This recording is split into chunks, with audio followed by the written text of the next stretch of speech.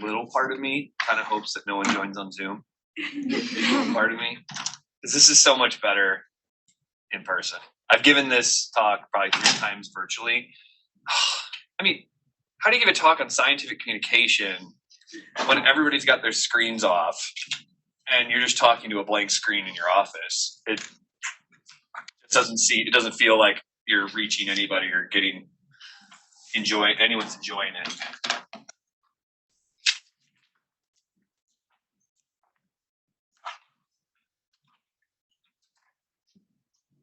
See someone like running down the hall.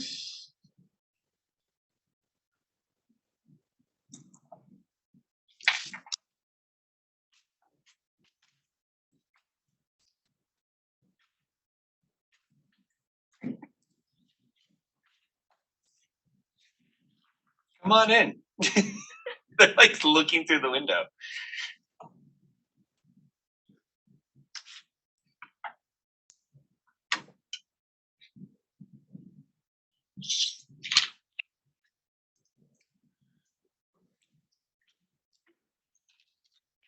Move back around, everybody's so far.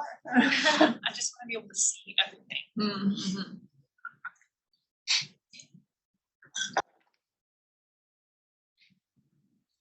You let me know when you want to get started. We can start right now. Awesome. I don't really need an introduction. Okay. We're good. We're good. So here, you know what? Since there's no one on Zoom right now, I'm going to keep the mic off because it's just annoying if I use it. But if somebody jumps on, we'll turn the mics on so they can hear us too. So thanks for coming. I hope that this is a start of a trend of we're all coming back to doing some things in person. And I also hope this is a workshop that you will enjoy actually doing something in person and not just sitting in front of your screen and probably having YouTube open at the same time and zoning out, okay? So disclaimer, by the end of this talk, you are not going to be an expert in communication, okay? That is not how this works. So I used to actually teach a semester-long class in scientific communication, and we would practice every single week, and we go in front of different audiences and do different talks. And at the end of the semester, you're not an expert in scientific communication. I am not an expert in scientific communication after doing this for 20 some, maybe now even 30 some years, okay? You always can get better, and there's always room for improvement.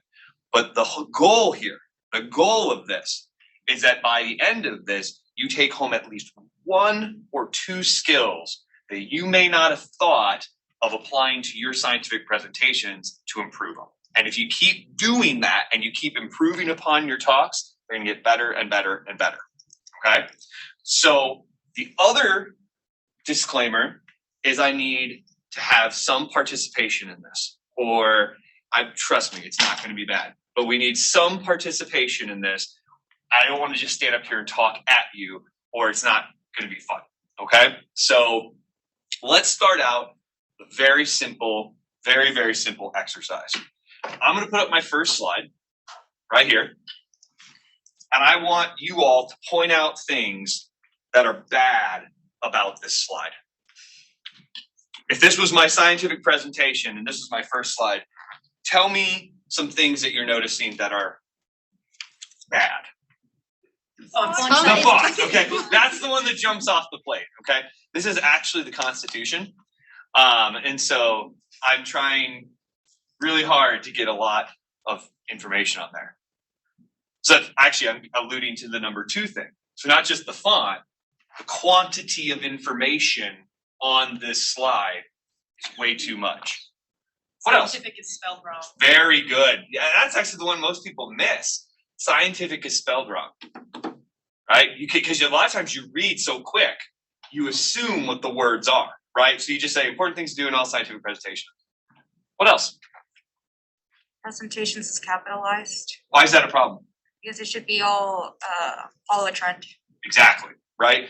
It doesn't matter if you capitalize everything, but it has to be uniform throughout. Otherwise, it's distracting. Okay? What else? What else could you do to improve this slide. Maybe not just find fault in it. No pictures. No pictures. That's a good one. That's a big one. What happens when you put words on slides? Read them. You read them, right?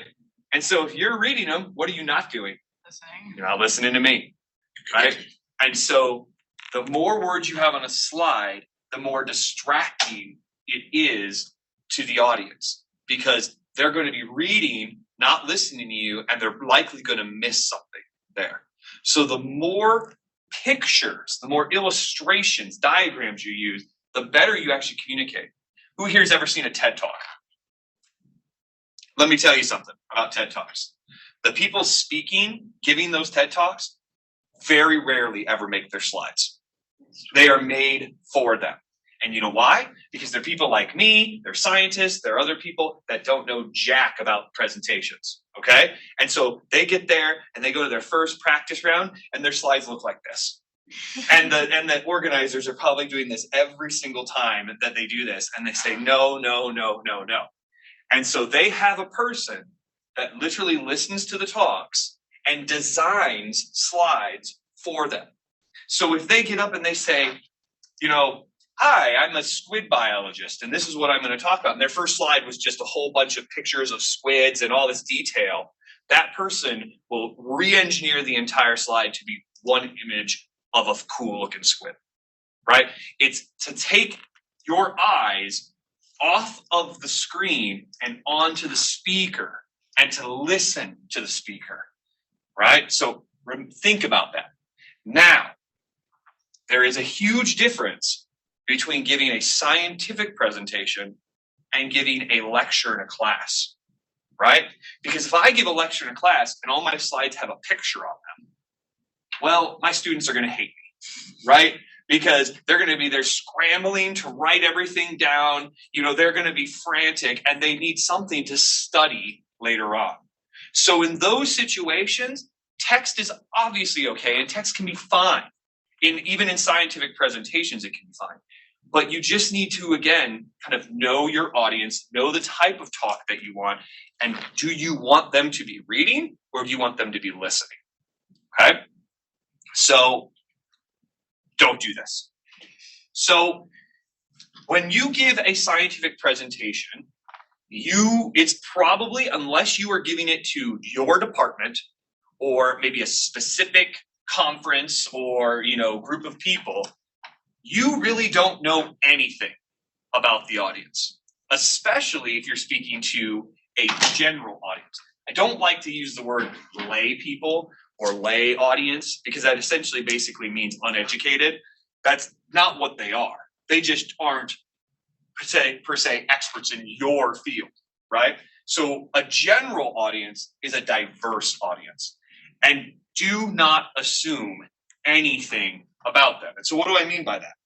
Well, one, you don't know anything about their backgrounds, right? You have different ages, you have different education levels, socioeconomic status. So you can't make assumptions about what they know, what they believe, what they think, right? What if half of the audience doesn't believe in evolution? And your talk is about bacterial evolution. Maybe you should not assume certain things, right? Or not give that talk with the assumption that evolution is a finite fact because you've lost half your audience automatically, right? Instead, maybe present the data in a way that actually allows communication with the audience, allows them to ask questions about what your findings are, and not immediately try to shut them down, to say, this is the facts. If you don't believe in this, you're wrong, right? So think about other things. Think about, does everyone in the audience agree with certain things?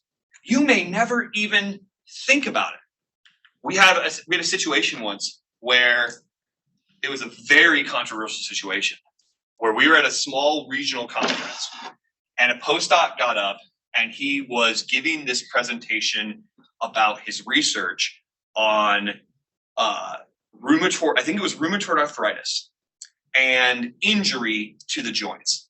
And they used a pig model where they actually had to induce like crushing damage to the joint of the pig. Okay.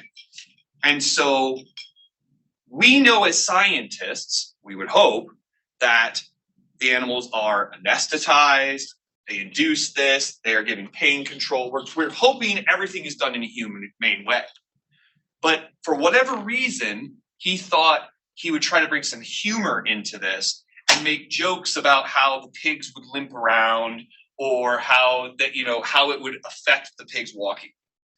And at that time, there happened to be someone in the audience that actually was an animal rights activist that came to listen and started actually a pretty big lawsuit at that university because of it.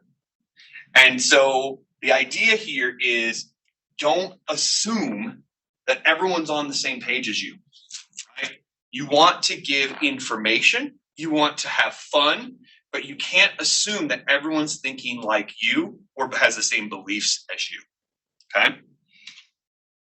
This is probably one of the number one mistakes, and we all know this, right? Every time you go to a seminar and you see that speaker that essentially says, today, here is my talk.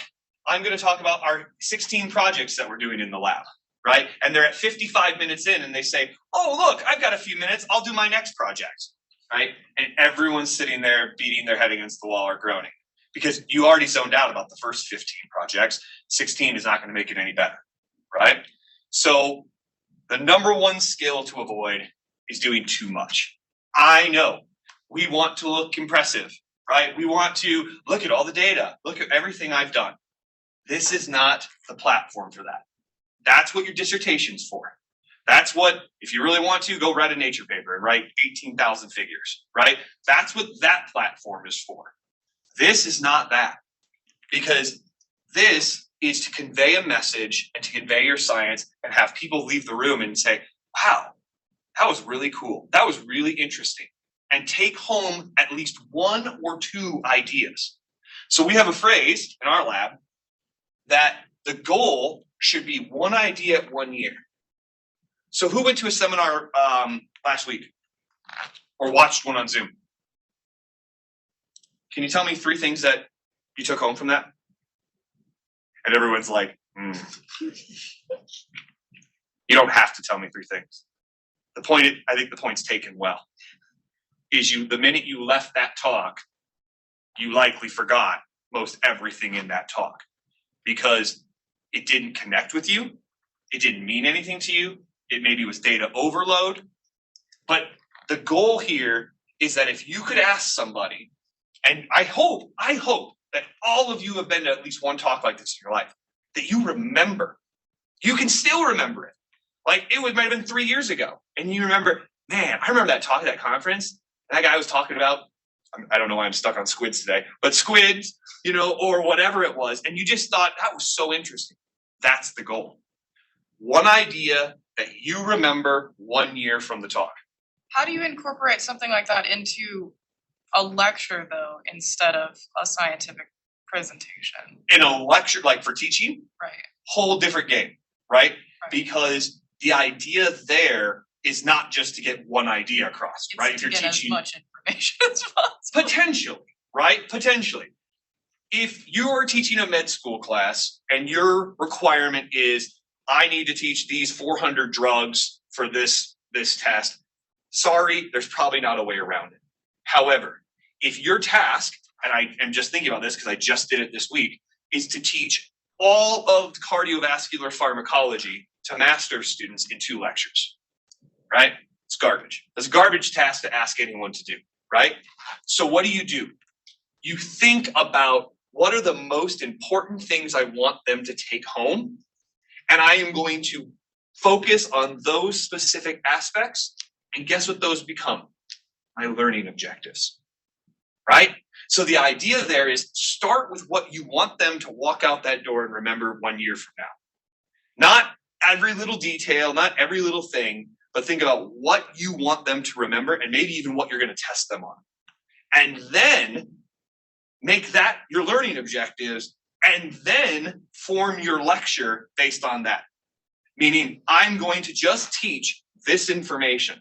Nothing extraneous, nothing too detailed. I want them to get this concept, and the information I'm going to provide is going to solidify that concept. That's the best way in a lecture format. And again, you can't just do one, right? Because there's just too much information. But you sure can pick major themes. And I still think the idea there of doing too much holds true. I mean, the science is out there that you all start losing your attention about 15, 20 minutes in, even the good ones, right? So why do we have 3-hour lectures? Why do we have 2-hour lectures, right? They're absurd, right? But we do it because of logistical reasons and other crap. But the idea there is they're already starting to fade 20 minutes in. So if you're just going to keep pounding information in, you might as well just send them home, right? So the idea is give them actually bite-sized elements that they can take home and allow them to read the details, read the information on their own time, right? You don't have to say everything in the textbook. You just need to say what's important and let them solidify that. That's the important thing in a lecture format. In a seminar format, you don't tell someone, here's my research, now go read it, right? You need to just tell them the highlights and so that they get the major take-homes. Does that answer your question? Yeah. So the research is undeniable.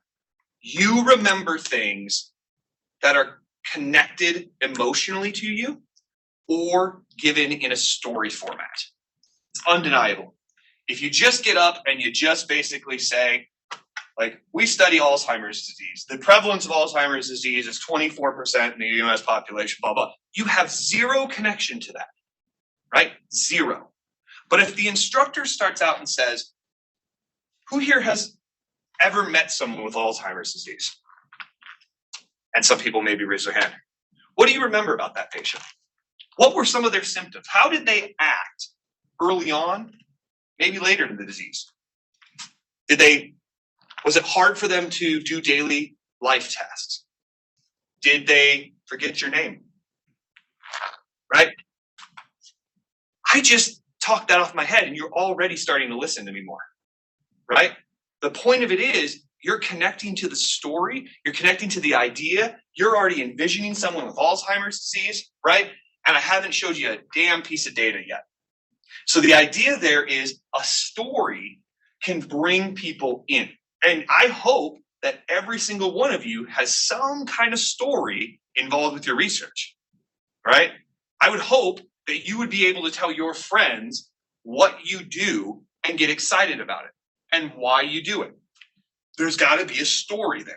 So why do we take the story and the emotion out of giving a scientific presentation? We shouldn't. We should absolutely keep it in there because it helps you learn and helps you connect to it. So you want to know a real quick way of taking the emotion and the connection out of it? Dumping data on people, okay? We all know this, right?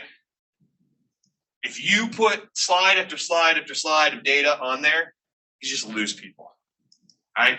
Less is more. We've all seen those posters that are either all text or all graphs. There's just so much and you just zone out, right? And then what happens when you're standing next to that poster? Person's talking to you and you're just trying to comprehend. You're just trying to look at the graphs and be like, what the hell am I looking at? And they're talking and you're looking, nothing's happening, right? The same thing happens if you put up a slide and it's just busy with data. They're all trying to read it and look at it and just be like, oh God, I can't do this, right? Some of the best presentations I've ever seen have the least amount of data, right? They tell an outstanding story. The data is utilized as a tool to reaffirm what they are telling you. But you want to keep it to a minimum, obviously, depending on the talk. Okay? And here's something you might not think about when you give a talk to the general audience. Data assumes everyone in that audience has the background and understanding of how to interpret that data, right? Do you think all of your grandparents can understand a violin plot? Kaplan-Meier graph? There's probably people in here that don't even understand Kaplan-Meier graph, right? But if you put that up there and you just start talking, like, oh yeah, here's the survival data. Oh, here's my ROC curve modeling data. You're going to lose half the audience right away. You're assuming they understand what you're talking about. You're all excited up here telling about your model and your data. And half the audience doesn't know what that graph means. So remember that just because you understand the data doesn't mean they do. And so that can be a huge problem. So not even a matter of the quantity of the data, but how you qualitatively present it. Okay? So I think I like to say this, my one idea at 1 year kind of thing is if you take one thing away from this talk, I'm going to try to give you a lot of tips and pointers, but if you take one thing, try to eliminate the jargon as much as possible, especially when speaking to a general audience. Okay? This is the fastest way to kill a talk is by using some jargon word, because our feeble little brains are wired to ruminate on words we don't understand, right? I remember this from med school, because in med school, one of the things is they purposely do that. They purposely give the lecture in every medical jargon because they want all the medical students to write down the words and then go look them up on their own, right? So they use every word you can imagine. You just sit there like deer in the headlights, like, I don't understand that sentence. And they want you to go figure it out. Do you want your audience to do that though? I don't think so. And every word that comes out, you just ruminate on. So let me give you an example. This is a funny example too. So freshman year, biology. Freshman year, okay? I'm right out of high school in a lecture hall full of 600 people, right, at my university taking first year biology. And the professor gets up and he starts talking about how proteins are the most important thing of life. And we have to really concern ourselves with how proteins are formed and the function of proteins. And everybody, I look around, everybody's writing these things down, and they're looking up, and I am feeling like the dumbest person in the room, because all I could focus on was what the hell is a protein? And then I realized he meant protein. And he was just pronouncing it differently. And for that entire lecture, I didn't pick up a damn thing because I was focused on proteins and how dumb I was. Okay? So the idea is so true, though, with jargon, is if you throw those words out, people will focus on them. They might even pull up nowadays, they might even pull out their phone and start Googling it, like, what are you doing? And they're going to miss everything you just talked about. All right? Does that apply to, sorry. No, you're good. Does it apply to like acronyms if you're using an acronym for like a shortened version of either like 100%. a drug compound or like your general topic? 100%. Avoid alphabet soup as much as you can, right? That even goes to scientific writing. I don't know how many grants I've read that once I get through the specific aims, I have to remember 14 to 15 acronyms, right? They decided to abbreviate every single thing, right? And then by the 15th sentence, all you have is this acronym regulates this protein acronym versus, and you're like, oh God, what are you talking about? And I understand it's helpful to type less, right? But at the end of the day, what's your end game? Your end game is to communicate your science to the audience member or the reviewer. And if they're not understanding it because it's all alphabet soup, they're going to completely throw it away. Perfect example, my wife. My wife is not a molecular biologist. She's a biomechanist. So she works in physics and human movement. But she reviews grants for the NSF, the NIH, and everything. And I have seen her sit at her desk and literally take fellowships and just throw them against the wall because she is so frustrated because she's reading it and she goes, do you understand this shit?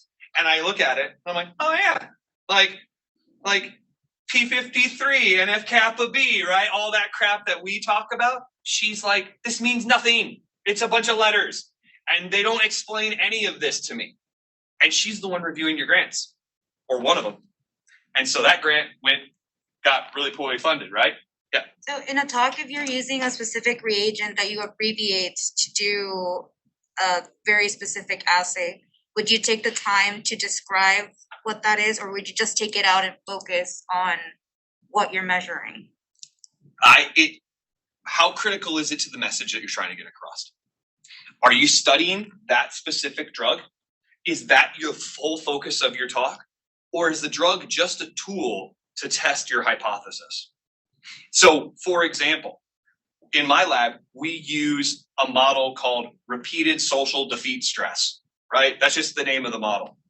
And I started realizing that when I would put up RSDS, which is the acronym for it, even though it's the major hub of my talk, a lot of people would it would blow my mind because you think, I just told you what that meant.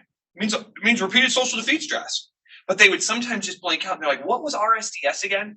You're like, oh my God, that is the focus of my whole talk, right? And so if I changed it simply to stress, that's what I wrote on there. Just control and stress.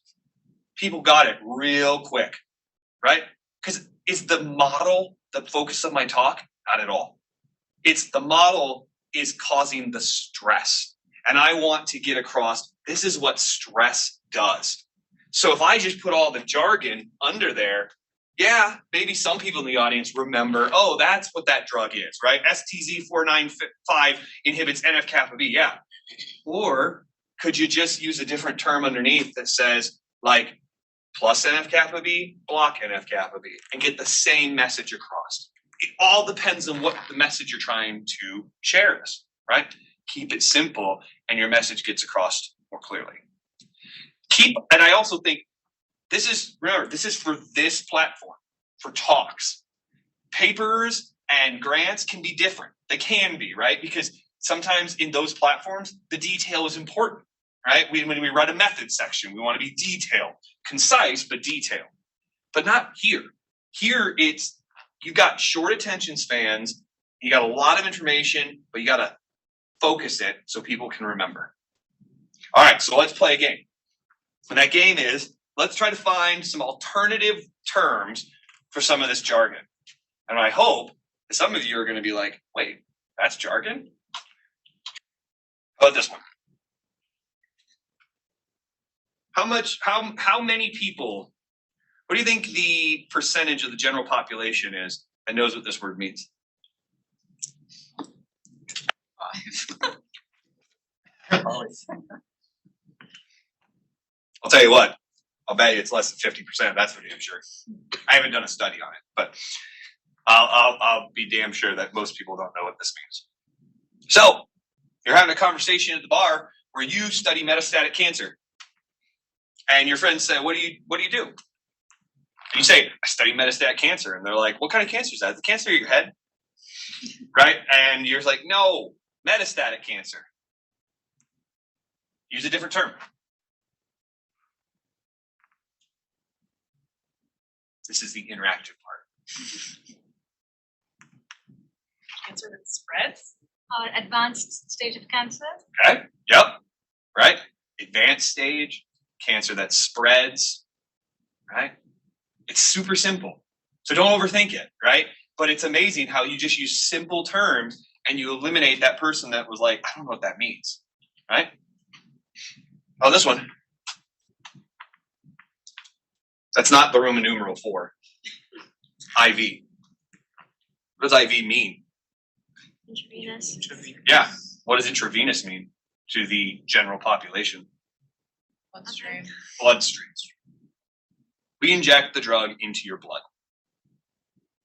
Simple, right? But you might take that for granted. Tricky one. Tricky one. Everybody knows what this is, right? Neosporin. Yeah, right? Everybody knows what antibiotics are. Right? They kill everything. They kill viruses. They kill everything, right? Totally. That's what the general population thinks. And if you don't believe me, go talk to a pediatrician and ask them how many parents want antibiotics for their children's viral ear infection. Because they have been taught that antibiotics take care of infections. How would you explain an antibiotic to somebody? What do they do at the bare bones? Drugs that kill bacteria, right? And by saying that exact phrase, you may literally educate someone that had no idea. And you can use the word, don't get me wrong, but you define the word. We're gonna give your child an antibiotic. That's a drug that actually kills bacteria specifically. And you might have a parent go, don't they kill viruses too? And you just educated them like that. As opposed if you say, we're gonna give them an antibiotic for this infection, they're gonna go, all right, I know what those are. I'm smart, right? Because that's what people don't want to feel dumb, right? So you don't need to make them feel dumb. You just need to give them that little extra push. Lungs. See, it's easy, right? It's not hard. You just sometimes take this stuff for granted.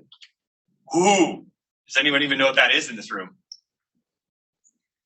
Who knows what that is in this room?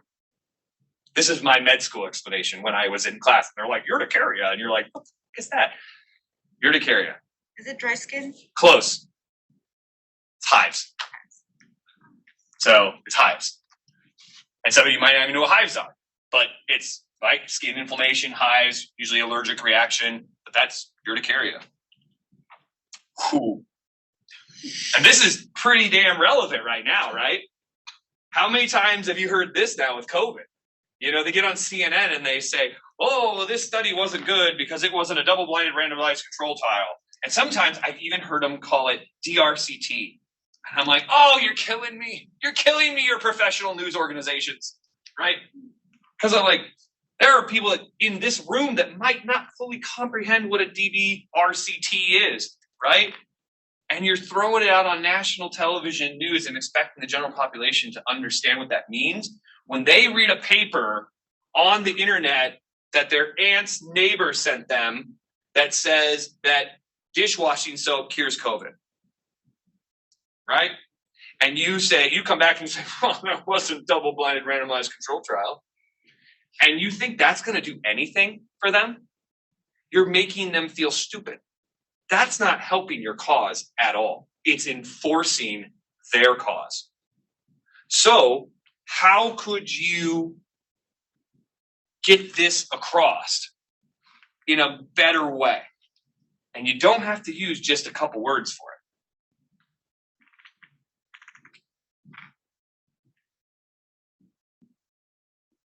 Explain it to me.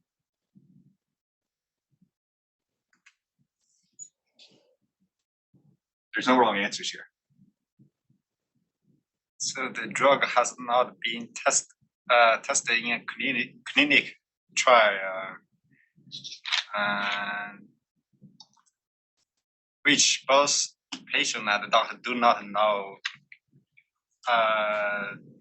You're on the right track. I like it. Yeah, it's kind. I like hard to it. explain. It's hard, right? It's hard to explain, but I like it. I like where your head's at. It hasn't gone through a test where both the doctor and the patient don't know what they're giving to see if there's a real effect, right? To see if there's a real effect of the drug.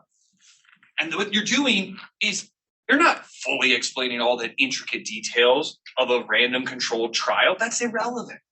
You're trying to get across that big picture idea there, that big idea that this is how we do science, and that might spark them to ask a question that they never thought of. How does the doctor not know what they're giving you? Now you can follow up with your answers, right? All right. So, like I said, you're not going to come out of this by sitting in a lecture and listening to me talk without having to talk a little bit yourselves, okay? I'm not going to make you do small group activities, none of that crap, okay? But I want to have some fun, and I want to also give you maybe an experience that you're not really used to, okay? So we're gonna play a game called Time Traveler. I need a volunteer that's brave. You don't have to be super brave. You just have to be willing to come up here and stand next to me and talk. Come on up. I love it. I love it. I'm turning this crap off. Okay. So you can stand over there. We'll socially distance to be appropriate here. So in this game, I am, this doesn't even make sense, but I am a time traveler, but I am from the past. Okay? I am from 1700. So let's start thinking right now, what was life like in 1700? People ride horses instead of cars. Okay, horses. Did they have running water? Which country are we talking about? Doesn't matter. Doesn't matter. 1700, we're talking long before Industrial Revolution, right? So they didn't have roads, horses, not really much running water. I don't even know if washing your hands and bathing was a thing that much. Electricity definitely wasn't a thing. I mean, we're talking pre-formation of the United States, right? Pre-formation of Revolutionary War, that kind of stuff, 1700s, okay? So I magically fell into a time machine that transformed me to this room right now. And you, sir, need to explain to me what the hell that is. So I'm zapped right here, and I just say, what is that? What does it do? Oh, this is a magic box. Magic box. Are you a witch? No, I'm not a witch, but this is a magic box that can take a photograph. What's a photograph? 700 should be. Portrait. Photograph means basically something when you look at in the mirror, you see yourselves. Okay. And when I take a photograph, actually, basically I can take the image you in the mirror exactly like that. Really? Yes. What do you do with it? And I think people just use it to appreciate themselves. Take a picture of themselves. People are weird. Yeah, that's all. Nowadays people do. They just take a picture of themselves and then just. So you use that, you carried that around with you every day to just take pictures of people.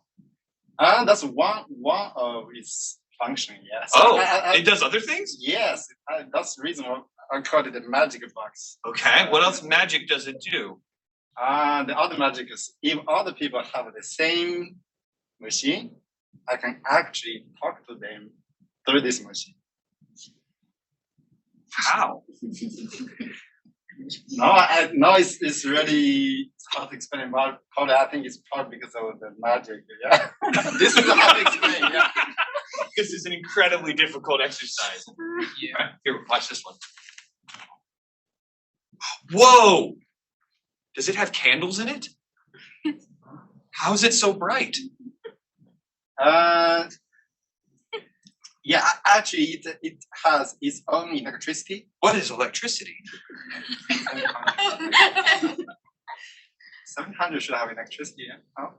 600, no electricity right there. You might need pre-gunpowder. So, yeah. Okay. Basically, I think it has power. Yes. Power. Okay. Like steam? Not a steam. Fire? Candles? Horses? You know the sunlight. Okay, it's okay. I'm not gonna make you struggle anymore. That's awesome. That's a great job. Thank you so. Come on now. This is an extreme example, right? Of course, but I think the point is quite relevant because someone from 1700 hearing about what an iPhone or an Android phone is, there's a lot of things that we take for granted, right? Simple things, electricity, phones, pictures, things that you just say, you just use those words and you throw them out there. That is frankly relatively equivalent to a general person in the world listening to your scientific presentation. You're on that level. You're that much more advanced and they have no clue what you're talking about. So let's do another exercise, same idea, but I want to think of a way. In this exercise, I want you to think about the situation a little bit more. So it's a little bit different. So new volunteer. Who's going to come up? New volunteer. I promise I won't make you explain a flow. Come on. Somebody. Do you have to call on one of you? Come on. Somebody come up here. It's fun. It's easy. Heather, get up here. All right, I like it. I like it. This is half the battle of scientific presentation, being able to get up here and be comfortable, right? Okay. So, same situation. However, I'm this time traveler from 1700 and I zapped here, but in the process, I landed on this table and I think I broke my arm. Mhm. And so you just happened to have an x-ray machine sitting right there. Convince me to put my arm in that machine. Okay, Okay, go. so you're clearly in pain. Mhm. Something is wrong with your arm. We can use this machine. It'll What does it do? fire these invisible little rays. It's not painful. You won't be able to feel anything. Is it gonna fix my arm? It won't fix it, but it'll help us in the process of finding out how we can fix it. How? So when these rays are fired, we use these different machines and other processes to detect changes in the light and what happens to your arm. We can visualize this on another machine and get an image, a picture, which was explained earlier.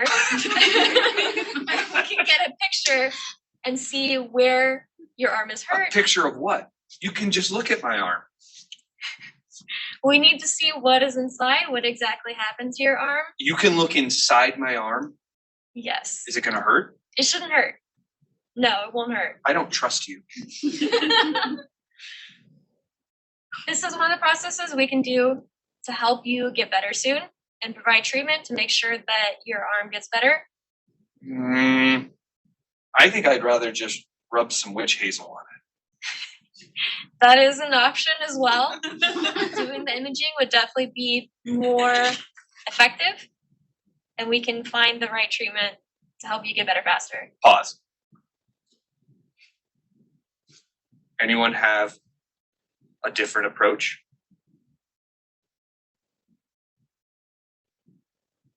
Maybe I can use. Oh, Say again? same thoughts. Like maybe we can just give a Give a demo demo for of it. on ourselves. Ah, I love it. What is my biggest concern? I'm fearful. Stick your hand in there, right? Show me. Don't tell me, right? That's a huge concept. Imagine I'm sitting here being like witchcraft and pain and worry, and you go, "Beep," and this image comes up, and I'm like, holy shit, that's your bone, right? Like, I'm like, what the hell? You are going to, in that instant, show me a world that I never could have comprehended.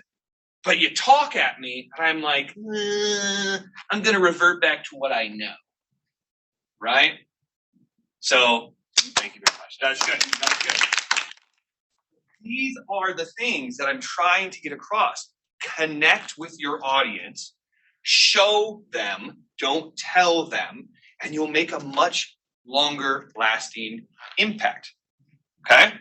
So I've got some other games we can play, but I think we'll do one more because then I want to have a little bit of time if you have any questions or whatnot. So I need a volunteer. No one has to come up here, but I do need a volunteer. So just raise their hand. And I'm not telling you what you're doing. All right, I like it. Okay, sir, your task is I'm going to set my timer for 1 minute. 1 minute. And I want you to explain to everyone in this room your thesis. Ready? Go. Should I come there or from Your just minute's this- going. Oh. Okay, hey everybody. So I'm Gaurav. So I basically work on a bug which is usually present as a part of your skin, but when it gets into your bloodstream, it can create a lot of severe disease symptoms. So what I did during development of my thesis is like I developed a treatment molecule which can actually kill this bug and take care of your disease from whatever severe symptoms you have got. It's pretty good. Okay, fine. That was 35 seconds. Yeah. That was good. I like it. Oh, don't sit down yet. Okay. So now you have 20 seconds. Ready? Go. So, what we have, apart from killing this drug, so what I have already done is I have validated this into different type of Stop, mice. stop.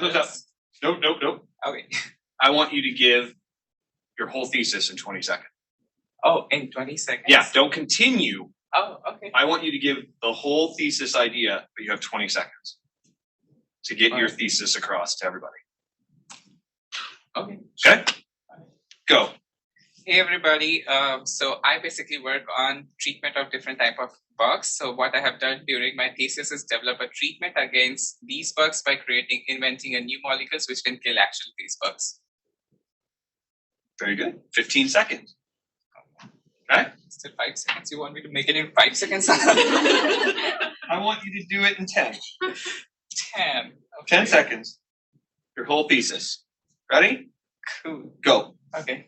Hey everybody, I developed a new drug which can actually kill the bacteria which can infect. It is usually present on your skin as a part of the skin, but it can infect and make a very severe symptoms when it gets into your bloodstream.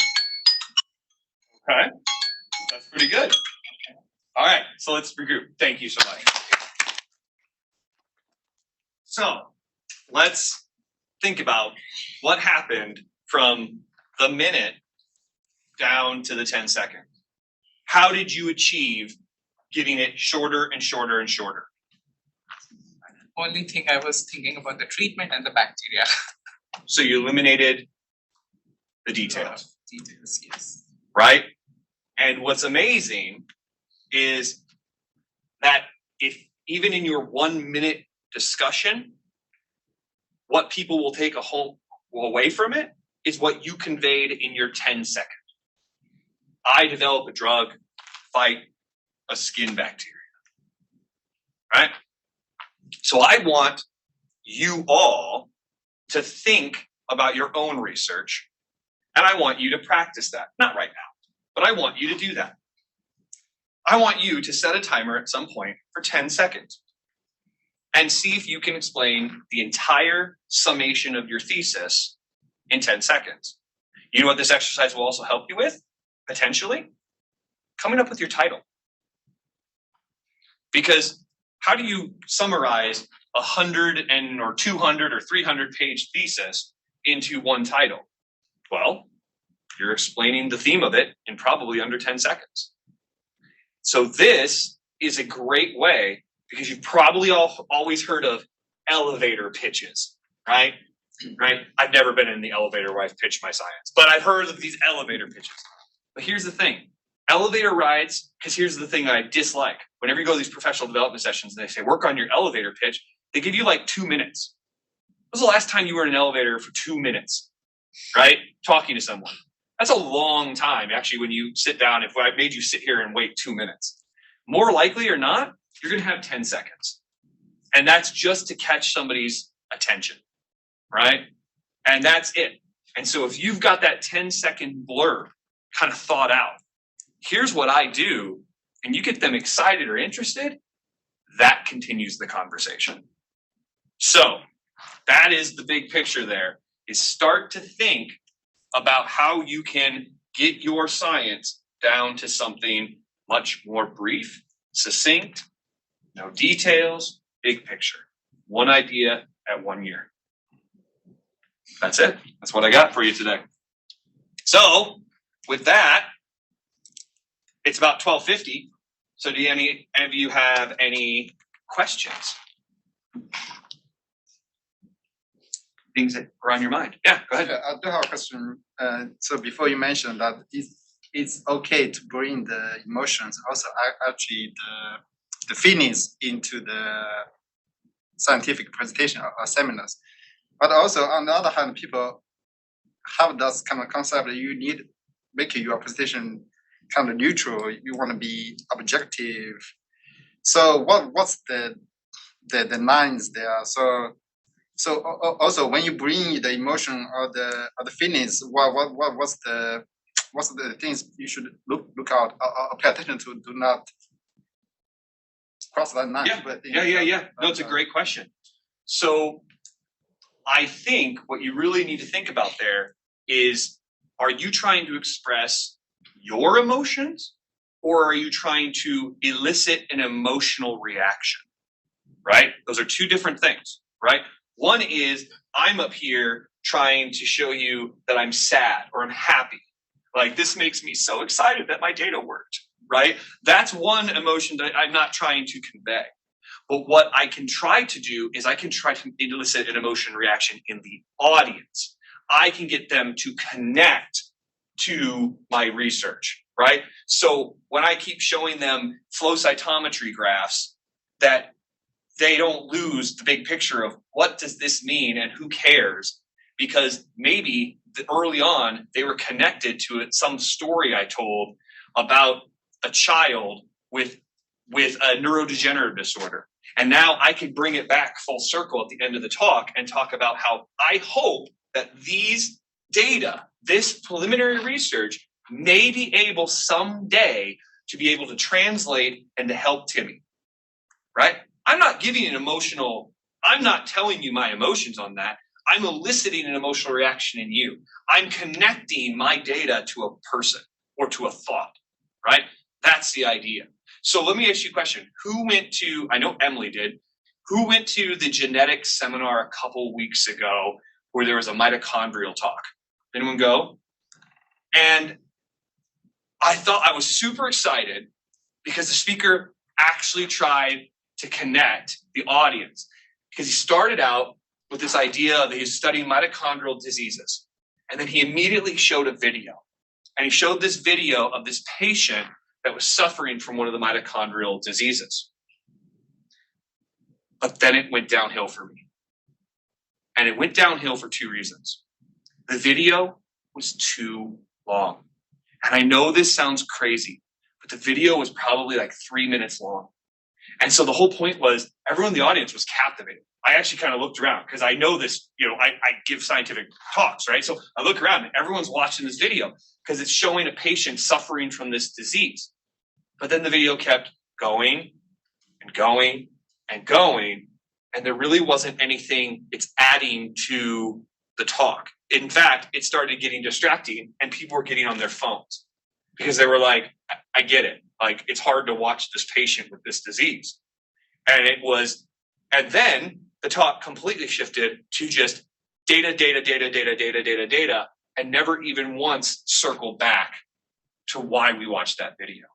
So I give it a B-, because what it is it's a great attempt. Like, I was super stoked. Finally, someone's really trying to say, look, before I start throwing data at you, I want you to see why the hell we grind day in, day out, doing this research, because it can affect people like this, right? And now the audience is more involved because they see a face, they see what's going on with it, right? It's not just a number, it's not just dots. But if you go too far or you don't bring it back, who cares, right? You've lost me. I'm now disjointed from that. So I think the key, it's a fine balance. And to answer your question is, how do you know if you've done too much or too little? One easy answer. Does anyone know it? It's very easy. Look at Look at the the audience. Mhm. Look at your audience. And even before that, practice, right? There's a reason. So I've been in competitive speech, public speech, drama, debate. There is a reason why I prepare a speech and I practiced it probably 400 to 500 times with coaches. It's not like an exercise. I'm not trying to get stronger. It's because we are trying to fine tune it. We're trying to make sure that the emotional reaction I'm getting isn't too far, too less, too little, too whatever, right? It's practice. And no talk that you give the first time is going to be perfect. So had that faculty member given me that practice talk, I would have immediately said, hey, let's shrink the video and then let's just add a little bit at the end. Done. Practiced. Feedback, right? So I think that's a huge key, is everything I can tell you here means nothing until you get feedback on your talk. Because that's what matters, is what the audience thinks. So the more you practice, the more you prepare, the better chances you are that you're not gonna cross those boundaries or offend or whatever. Great question though. Anybody else? All right, well, I'm not keeping you. You guys know how to find me. I'm really easy to find if you have any questions, or if you want me to, I'm happy to. If you ever have a scientific presentation and you want to do a run through, it's one of my favorite things to do. So email me, we'll set something up. I'll watch you give you talk. I'll give you feedback, tell you ways to improve. Happy to do it. All right, thank you. Thank you very much.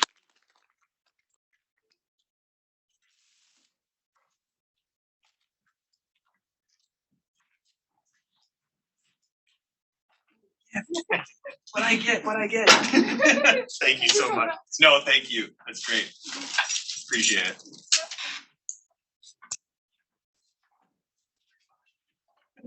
Sounds good. Thank you.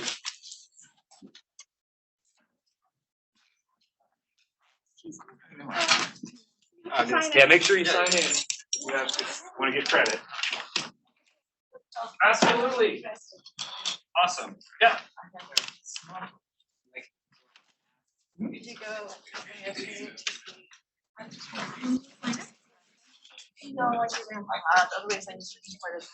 Oh, really? Yeah. I know Tian seemed super excited. Hannah, like, I saw you and maybe you already headed. I think everyone was just tired. I thought it was not tired, so I just wanted to. Alright. See you See you around. around. Hello. Your audience, right? Right. All about your audience. So if you're giving a college talk, whatever, Hey, hi, I'm Shobana, postdoc from you already know something about your audience. You already know that. But imagine you're giving. Yes, sorry that I just read your name and we have never met in person. Yeah. Just goes with it. So I'm expecting that there will be, it's like more of a celebrity. So it's like position of so many people. Right. So like it's a bad one time where it's like, No. do I use She was it trying here to see it? get on Because that's my Zoom. often trend. Yep. I use it like for Oh, myself. Lavanya. So what I would just do Okay. is you absolutely can use it, but make sure you define it, right? So you define it early on and maybe on your slides. Instead of just How are always you? using AKI, whatever, you actually write out acute kidney injury, Having meetings with parentheses, AKI. professors. Okay. Something But along I those can lines. still use the word. Absolutely. Okay. Absolutely. But have it Yeah. there on the slides. And it's again, it's a matter of, that seems like that's very critical, to your model, right? It's essential. So that's fine to use that. It's when it gets excessive, when you have Yeah, 10, 11, 12 Yeah. acronyms that you're that's what using. I wanted That's your just crazy. opinion But on. no, AKI and 'cause CKD I'm- is the I kind did of the fly crux lab. of your It talk. was interesting. So I think you just I define it feel early about on. flies. and The you science is refresh cool, it. but I'm Never still really trying to go. like You know, you put it on the slide and you write make the acute kidney injury. connection in my AI. brain and like And so using if the you flies did as lose tools. someone, or maybe someone comes for in doing late or they're on their science. phone, they look up and then you say, hey,